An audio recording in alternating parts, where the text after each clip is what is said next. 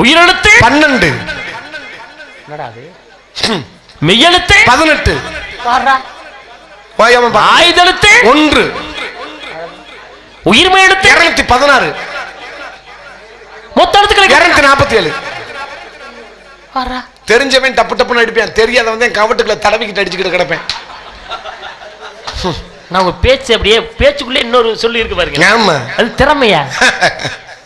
அறிவுட்ட நாய் ஒருத்தன் கூட சொல்ல மாட்டேங்கிறேன். ஆனா நீ இந்த தடவை பேசுறிய, எப்படி இந்த திறமை வச்சு? இங்க வேற நாய் எதையே பார்க்கணும் பார்ப்பேன், பதில் தெரியாது.